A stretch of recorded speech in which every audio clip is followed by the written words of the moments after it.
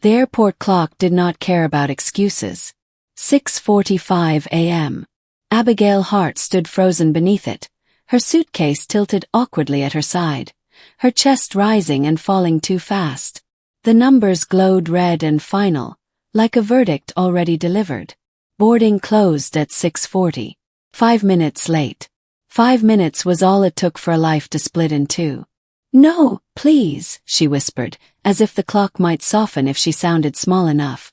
The terminal buzzed around her, heels clicking, announcements echoing, rolling suitcases humming across polished floors. Everyone else was moving forward. Everyone else seemed to know where they were going. Abigail didn't move. This flight wasn't just a flight. It was her escape from a year that had taken more than it gave. A year of staying too long in places that hurt. A year of choosing comfort over courage. This ticket represented something she had almost stopped believing in, a beginning. Her phone buzzed in her hand. Final call complete. Gate closed. Her throat tightened. Then she lifted her head. The gate was still visible at the far end of the terminal.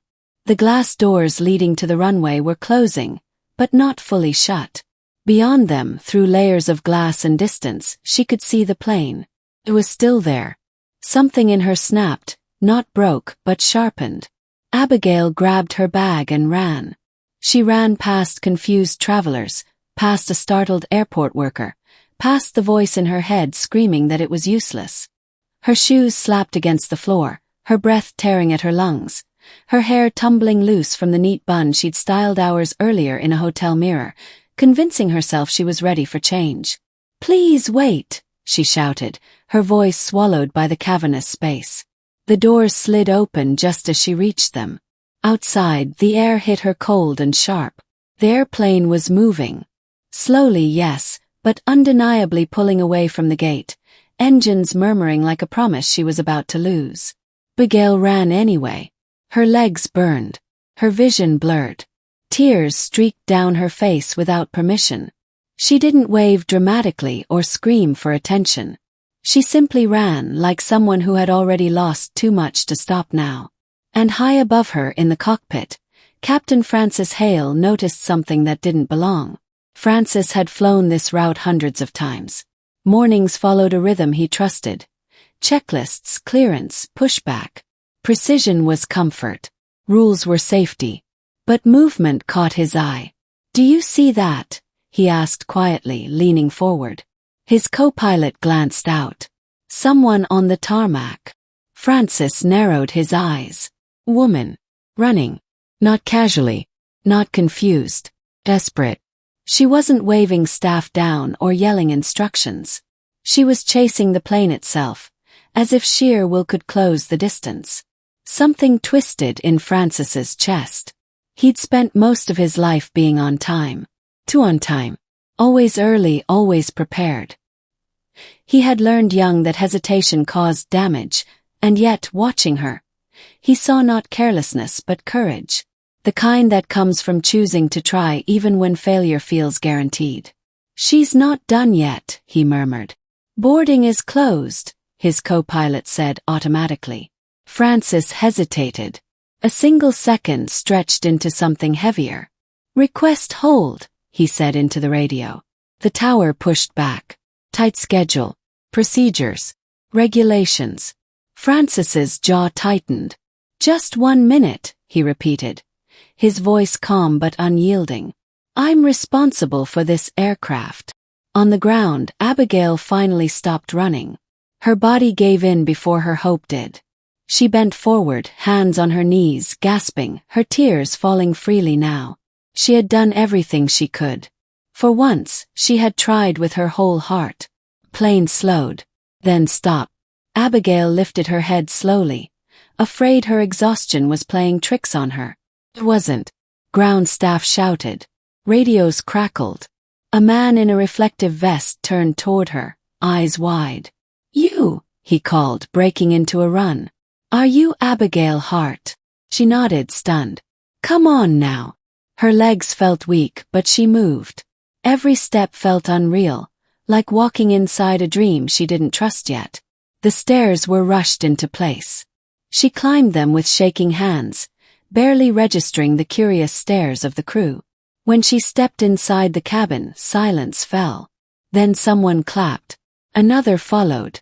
Abigail's face burned as applause rippled softly through the plane. Not loud, not mocking, but warm. Encouraging. Like strangers acknowledging something brave. "I'm sorry," she whispered to the nearest flight attendant. "I didn't mean to cause trouble." The attendant smiled gently. "Someone up front thought you were worth waiting for." Abigail paused. Someone up front. She found her seat and sank into it, heart pounding, tears still clinging to her lashes. She stared out the window as the plane finally began to move again, this time with her on it. A moment later, a voice came over the intercom.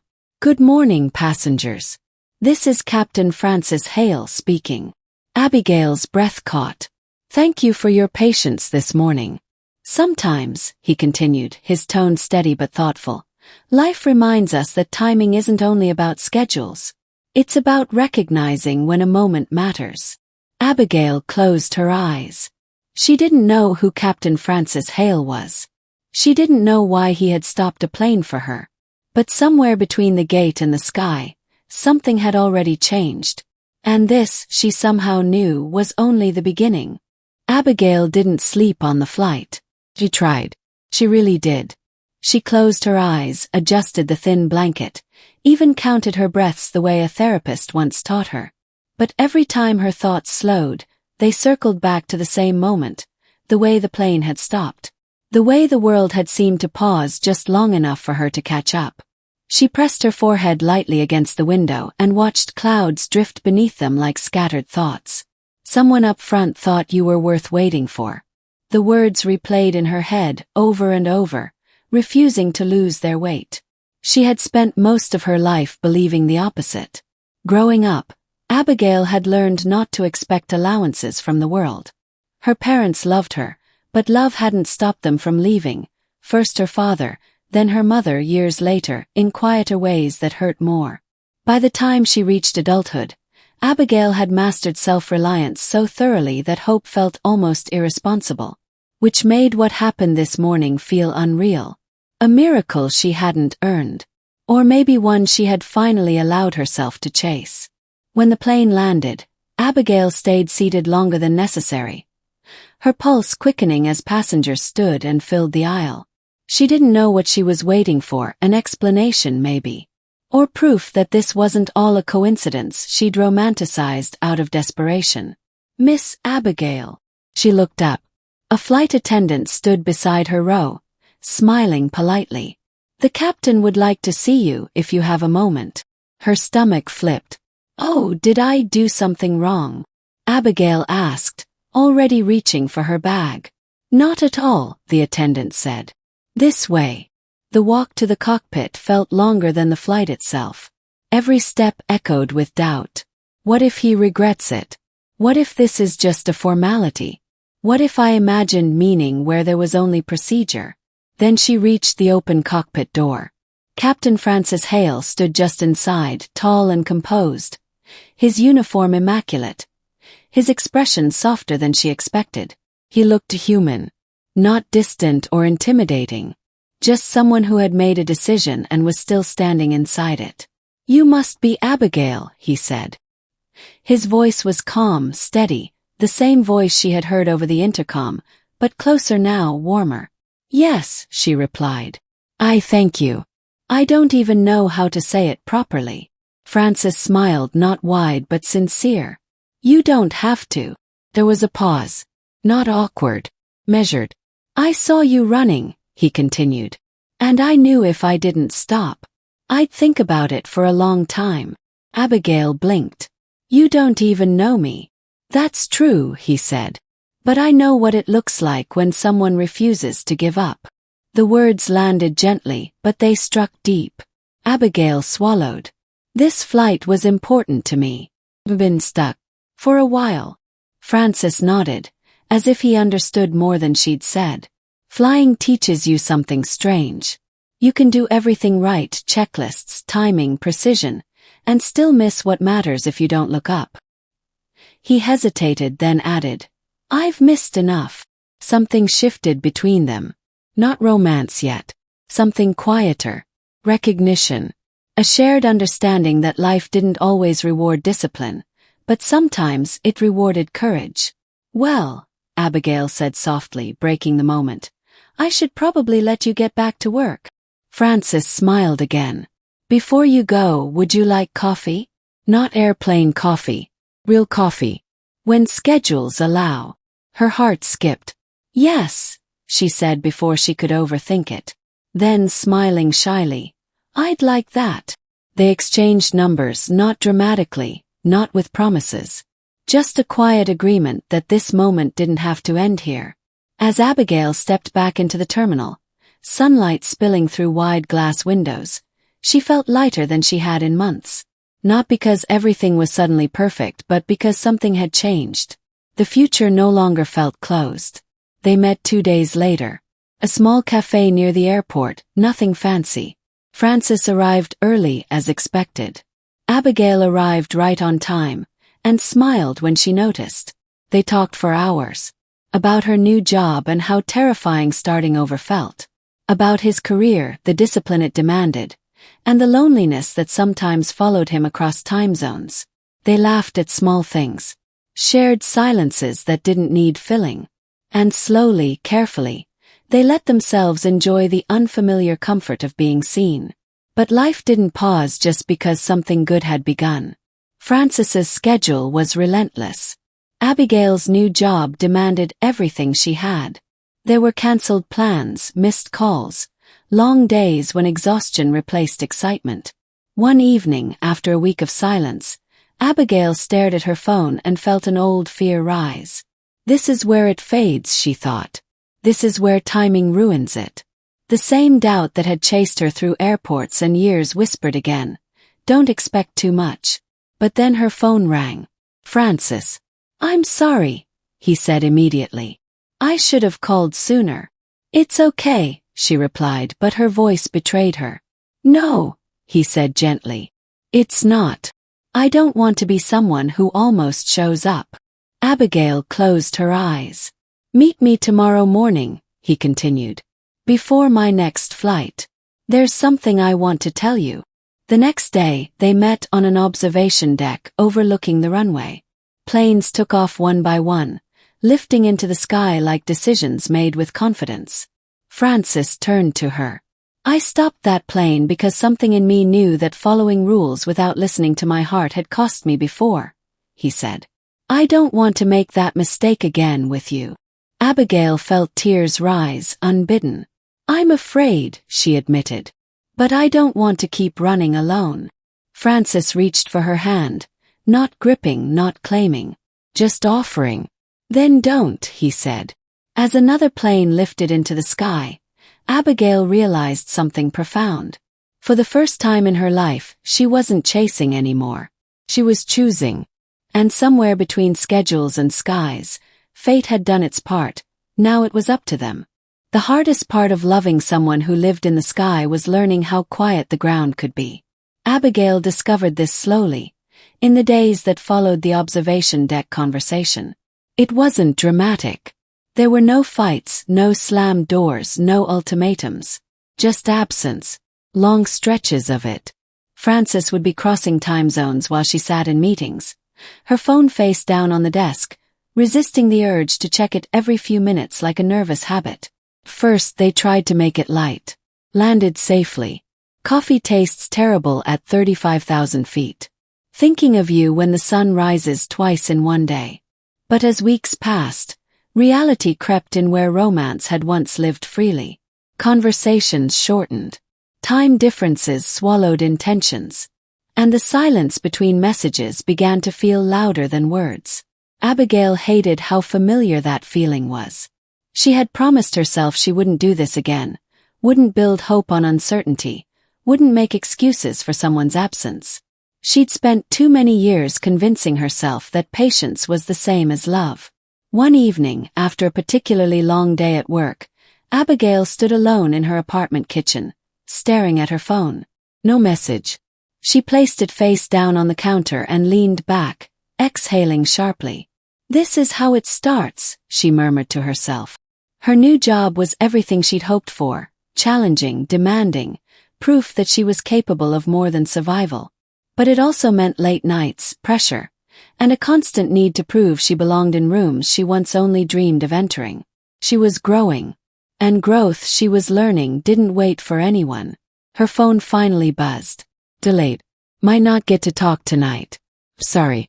Abigail closed her eyes. She typed back slowly. It's okay. But it wasn't. Francis sat in the cockpit hours later, staring out at a foreign runway bathed in unfamiliar light. He'd just finished a long-haul flight, his body exhausted, his mind heavy with thoughts he hadn't yet named. He hadn't expected Abigail. Not like this. She had entered his life at a moment when he believed his world was already defined, career stable, routine solid, future predictable. Love had been something he assumed would come later, eventually, when time allowed. But she had arrived early. And now time was the one thing he didn't have. He replayed her voice in his mind, the warmth, the honesty, the way she listened without trying to fix him. He worried that every missed call was slowly teaching her the wrong lesson, that she wasn't a priority, that he was just another man who almost showed up.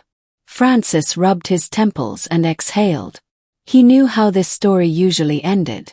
People didn't leave because love disappeared. They left because effort did. They finally talked 3 days later. Not rushed. Not distracted. Honest. I don't want to lose you, Francis said quietly, the sound of rain faint in the background of his call. Abigail sat on her bed, knees drawn up, her heart aching in a way she couldn't quite explain. I don't want to lose myself, she replied. Silence stretched between them, not tense but real. I've built my life around movement, Francis admitted. I don't know how to ask someone to stand still for me. I don't want to stand still, Abigail said gently. I want to move forward. With someone. Francis closed his eyes. Tell me what you need, he said. Abigail hesitated. This was the moment where she usually shrank, where she softened her truth to avoid being left. But she was tired of doing that. I need consistency, she said. Not perfection. Just presence. I need to know that I matter even when life is busy. You do, Francis said immediately. I need to feel chosen, she continued. Not squeezed in. The words landed hard. Francis nodded, even though she couldn't see him. Then I have to decide what kind of man I want to be. They ended the call without solutions. But something important had happened. They had told the truth. Weeks passed. They adjusted. Slowly. Imperfectly. Francis began scheduling calls the way he scheduled flights. Deliberately. Abigail learned that love didn't always arrive loudly. Sometimes it showed up quietly, again and again, in small acts of effort. Still doubt lingered. One afternoon, Abigail received an email at work. Promotion opportunity. Relocation required. Her hands trembled as she read it. This was everything she'd worked for. Leap forward. A door opening wider than she'd ever imagined. And it wasn't near an airport hub. That night, she didn't tell Francis. She lay awake, staring at the ceiling, her thoughts racing. What if choosing myself means losing him? What if choosing him means shrinking again? She'd spent her life believing love required sacrifice. She was only now learning that love could also require courage. The next morning, she stood at the same airport where everything had begun, but this time she wasn't running. Francis had invited her to watch his departure before another long-haul flight. They stood near the glass, the familiar hum of engines vibrating through the air. I might have to move, Abigail said suddenly. Francis turned to her, surprised. For work. She nodded. It's a big opportunity. I'm proud of you, he said without hesitation. That startled her. You're not upset. He smiled softly. I'd be upset if you said no to your future for me. Tears filled her eyes. But I don't know what it means for us, she admitted. Francis took her hands. I stopped a plane once because I believed timing could bend for something meaningful, he said. But love doesn't ask one person to wait forever. It asks both people to move toward each other. Abigail searched his face. "Are you moving toward me?" she asked. "Yes," he said simply. She believed him. And in that moment, Abigail understood something she'd never known before. Love wasn't about chasing or waiting or arriving late. It was about choosing again and again, even when the distance made it hard. As Francis walked toward his gate, he turned back once. "Don't stop running toward what matters," he said. Abigail smiled through her tears. This time she wasn't afraid of where she was going. The email sat unopened for 3 days. Abigail knew exactly what it said. She had read it once already, standing in the quiet hum of her office long after everyone else had gone home. But knowing and accepting were two different things. Every time she hovered her cursor over it again, something in her chest tightened. Relocation required. Start date flexible. Flexible. As if life ever really was. She had built her routine around control, early mornings, structured goals, measured steps forward. It was how she survived uncertainty. But now the future refused to be tidy. It spilled into her personal life, into Francis, into questions she didn't know how to answer without losing something important. She hadn't told him yet. Not because she didn't trust him, but because she didn't trust herself. Francis noticed the shift before Abigail ever said a word. He heard it in the way her laughter softened during calls. Saw it in the way her messages arrived later, shorter, carefully neutral. He'd spent years learning to read weather patterns in the sky. Emotional turbulence was harder, but not invisible. When he finally asked, she hesitated just long enough to confirm his worry. "I got an offer," Abigail said. "A big one." Francis leaned back in his chair, phone pressed to his ear, heart steady but alert. "Tell me." "It's a promotion. A real step forward. But it means moving." Silence settled between them, not cold, not angry. Thoughtful. "How far?" he asked. "Far enough that weekend visits won't be simple." Francis exhaled slowly. "I'm proud of you," he said again. "You know that." "I know," she replied. "That's not what I'm afraid of." "Then what are you afraid of?" Abigail closed her eyes. "That choosing myself will cost me us." Francis didn't answer immediately. He walked to the window of his apartment, the city lights blurred by rain, planes tracing faint lines across the night sky. For the first time in years, he felt unsure of the ground beneath his feet. "I won't ask you to turn it down," he said finally. "I couldn't live with that. And I won't ask you to change your life for me," Abigail said quietly. There it was. Two people standing at the edge of something real, both unwilling to be the reason the other stopped becoming who they were meant to be. "But love," Francis said carefully, "does ask for something." "What?" Abigail asked. "Commitment. Not comfort. Not convenience."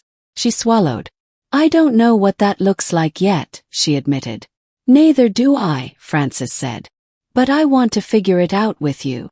They decided to meet. Not for romance, not for distraction, but for clarity. The airport cafe where they had first shared real coffee felt almost symbolic now. Planes took off outside the window, each one representing a choice made, a direction chosen. Abigail arrived first. She watched the runway, hands wrapped around a mug she hadn't touched, her reflection faintly visible in the glass. She thought about the girl who had once chased a plane in tears, believing arrival was everything. She wasn't that girl anymore. Francis arrived moments later, his uniform replaced by a simple jacket, his presence grounding as always. They didn't rush into conversation. They sat. Then Francis spoke. "I've been offered something too," he said. Abigail looked up sharply. "What?" "A training role. Fewer flights. More time on the ground." Her heart skipped. "That's huge." "It is," he agreed. "It's also a shift. Slower path. Less prestige." "And you'd take it?" she asked. Francis met her gaze. "I would. If it means building something that lasts." Emotion rushed through her. overwhelming and terrifying all at once. "But I don't want you to do that for me alone," she said quickly. "I don't want to be your reason for regret." "You wouldn't be," Francis said firmly. "You'd be my reason for intention." Abigail looked down, tears blurring her vision. "All my life," she whispered, "I've been afraid that love meant shrinking, giving up pieces of myself to make room for someone else." Francis reached across the table, not touching her yet. "And I've been afraid that love meant losing control, letting something matter enough to rearrange my life." They smiled faintly. "Seems we're both learning," he said.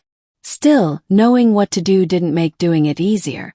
The weeks that followed were heavy with decisions. Abigail accepted the promotion, but negotiated a delayed start. Francis submitted his application for the training role, aware it might change the trajectory he'd followed for decades. Friends questioned them. Colleagues raised eyebrows. "Why make things harder?" someone asked Abigail. "Why slow down now?" someone asked Francis. Neither had an easy answer. Because love, they were learning, wasn't a dramatic gesture or a perfectly timed miracle. It was paperwork, conversations, uncertainty, choosing each other without guarantees. The night before Francis's final evaluation, Abigail sat alone in her apartment, surrounded by half-packed boxes. The weight of everything pressed down on her chest. What if this was a mistake? What if timing won after all? Her phone rang.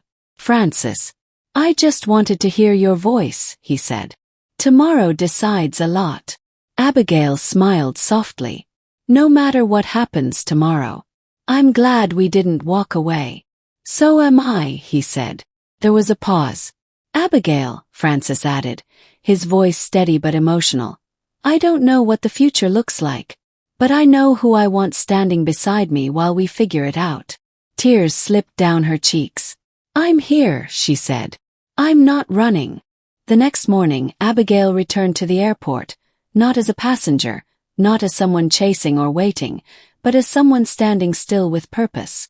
She watched planes depart, knowing Francis was somewhere inside one of them, not flying, but proving he could lead from the ground as well as the sky. Hours passed. Her phone buzzed. "Got it." She laughed and cried at the same time. When Francis found her later that evening, standing by the glass wall overlooking the runway, he didn't speak at first.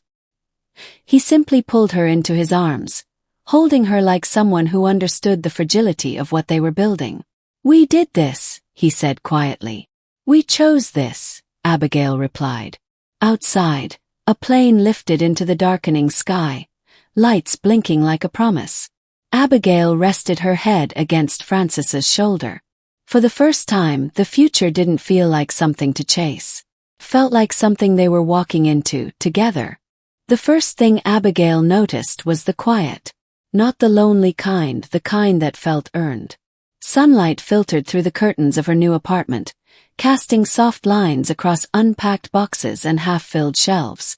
The city outside was unfamiliar, but it didn't intimidate her the way it once might have. Instead, it felt like a page waiting to be written on. She sat on the edge of the bed, phone warm in her hand. "Landed. My way." She smiled. A year ago, those words would have made her anxious, wondering how long he'd stay, when he'd leave again, whether she was asking for too much just by hoping. Now they felt steady, grounded. Francis arrived an hour later. He looked different somehow, not because of his clothes or his posture, but because the rush that once followed him everywhere was gone. His new role kept him closer to the ground, mentoring younger pilots, shaping futures instead of chasing constant altitude. He set his bag down and opened his arms. Abigail stepped into them without hesitation. "I still can't believe we did this," she murmured against his chest. Francis kissed her hair. "Neither can I. But I wouldn't change it." They stood like that for a moment, two people who had chosen each other without erasing themselves in the process. Life didn't magically become perfect. There were long workdays when Abigail questioned her stamina. Moments when Francis missed flying more than he expected. Small disagreements about schedules, about space, about how two independent lives slowly learn to overlap. But there was something new now. They talked. When something felt heavy, they didn't run. They didn't wait for the other to guess.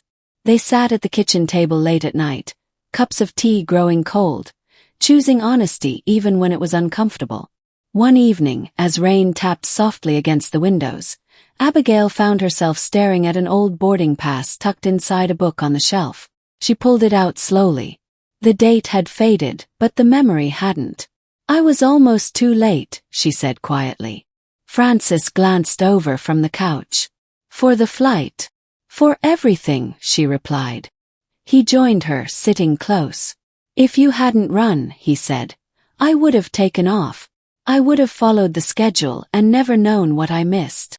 Abigail turned to him. "And if you hadn't stopped, I think I would have gone back to believing that trying doesn't matter." Francis took her hand. It mattered. They sat in silence, the rain filling the space between them like punctuation. Months later, Abigail stood in front of a room full of colleagues, delivering a presentation that once would have terrified her. Her voice was steady, her ideas clear. When applause filled the room, she felt something unfamiliar but powerful, pride without fear. That night, Francis cooked dinner, badly but enthusiastically. "To the woman who chased her future and caught it," he said, raising his glass. Abigail laughed. "And to the man who learned when to stop." They clinked glasses, smiling. The proposal didn't come with fireworks or crowds. It came on an ordinary morning at the airport. Francis had asked Abigail to meet him there, claiming he needed her opinion on something. She rolled her eyes but agreed. They stood by the glass wall overlooking the runway, watching planes lift into the sky one by one. "Do you remember this place?" Francis asked. Abigail nodded. "How could I forget? I stood right there," he continued, pointing, "wondering if stopping that plane was the most reckless decision of my career." She smiled softly. And it turned out to be the most intentional." He turned to her then, no rush, no nerves, just certainty. "Abigail," he said, "we didn't meet at the perfect time. We met when we both had to choose courage. And every day since, you've chosen to run toward what matters instead of away from fear." Her breath caught. "I don't want a love that only works when it's easy," he continued. "I want the kind we've built, the kind that shows up, adjusts, stays." He reached into his pocket, pulling out a simple ring. "Will you keep choosing me with your whole heart like I choose you?" Tears streamed down Abigail's face. "Yes," she whispered. Then louder, laughing through tears. "Yes." Behind them, a plane took off, its roar echoing like applause from the sky itself. Years later, Abigail sometimes told the story to friends, to colleagues, to strangers who needed reminding. She told them about the morning she was late, about the running, about the pilot who saw her and stopped. But she always ended it the same way. "It wasn't the plane that changed my life," she'd say. "It was the choice to try, even when I thought I'd already lost." Francis would listen from the other room, smiling to himself, knowing the story was bigger than either of them. It was about timing, yes. But more than that, it was about courage. Sometimes life makes you late, not to punish you, but to test how badly you want what's ahead. Don't stop running toward what matters. And when you see something worth choosing, don't be afraid to pause, adjust, and let love land. Because the best journeys aren't the ones that leave on time. They're the ones that wait for the right heart. My darling viewers, what do you think about the story? We would love to know in the comments section. Watch out for another interesting story which would be uploaded in a few days. Do well to hit the subscribe button so you would be notified immediately it's uploaded. If you enjoyed this story, please hit the like button and share this video with your loved ones. Thank you so much for watching. I hope you enjoyed watching it as much as we did making it for you. Bye for now.